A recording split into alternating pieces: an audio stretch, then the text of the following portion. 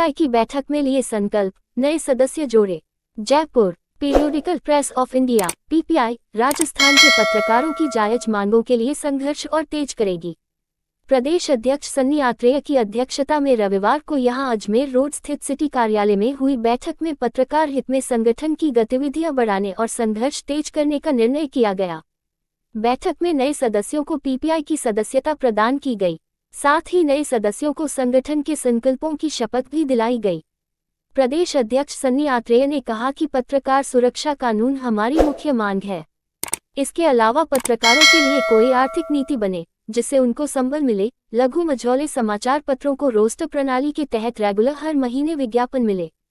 पत्रकार है और एक इंसान भी है। अगर कवरेज के दौरान कोई दुर्घटना होती है या स्वास्थ्य संबंधी कोई भी परेशानी होती है तो उसे संबल मिलना जरूरी है। उसकी मेडिकल डायरी बनाई जानी चाहिए और आरजेएस स्कीम में उनको शामिल किया जाना चाहिए। केवल अधिस्वीकृत पत्रकारों के लिए ये योजना नाकाफी है, क्योंकि स्वास्थ्य संबंधी कठिनाइयां पूछकर नहीं आती कि पत्रकार अधिस्वीकृत है या नॉन अधिस्वीकृत। जिले और संभाग में राजस्थान की रोडवेज में सभी पत्रकारों को आवागमन की निःशुल्क सुविधा मिले। सभी पीपीआई के सदस्यों का स्वागत है जो भी नए जुड़े हैं। समय समय पर हमारे साथ जुड़ने के लिए बहुत सी कॉल आ रही थी, तो हमने जो भी जैसा मौका मिला अभी 5-7 जने ज्वाइन हुए हैं। ये बाकी तो ये वर्षों से ही हमारे साथ रहे हैं। पीपीआई का मुख्य उद्देश्य है पत्रकारों के हितों की रक्षा करना और पत्रकारों को सीधे जाके उनकी सहायता पहुंचाना। ऐसा नहीं है कोई दूसरा माध्यम अपनाए, हम सीधे डायरेक्ट बात करते हैं और हमसे कोई भी पत्रकार की समस्या होता है अगर सीधे संपर्क करता है हमसे, तो चाहे वो किसी भी संगठन का हो, हम उसके साथ मदद करते हैं।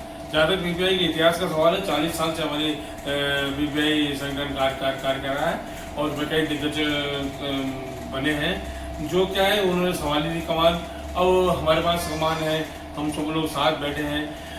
4-5 धरने दे चुके हैं पत्रकार सुरक्षा कानून को लेकर। जो पिछली सरकार ने हमारे साथ धोखा किया था, घोषणा पत्र में जो उन्होंने वादे किए थे उसमें एक भी वादा पूरा नहीं किया।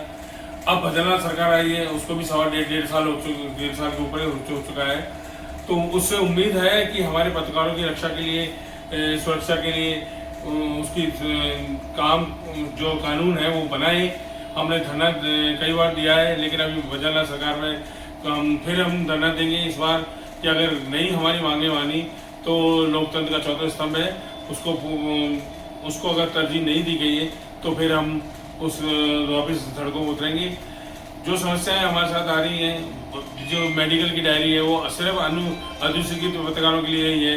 पत्रकार तो फील्ड में रहता है, इंसान है, वो भी सड़क में जाता है, तो उसके लिए क्या अधिस्वीकृत या एक्सीडेंट करने वाला ये सोचता है कि अधिस्वीकृत पत्रकार है, मेरा अधिस्वीकृत है।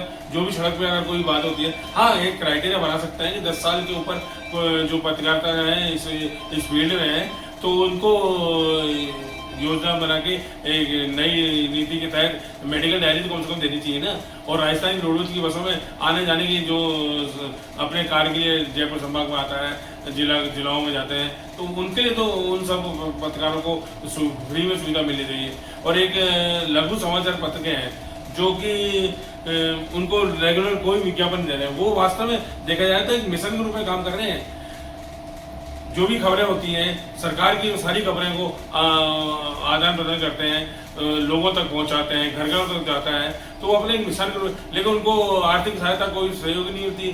तो सरकार की कोई ऐसी योजना बननी चाहिए जिसमें पत्रकारों के लिए, लघु छोटे मझोले पत्रकार हैं, उनके लिए समाज ऐसी नीति बने जो उनको भी कई समय पर विज्ञापन या और किसी प्रकार के आर्थिक सहायता।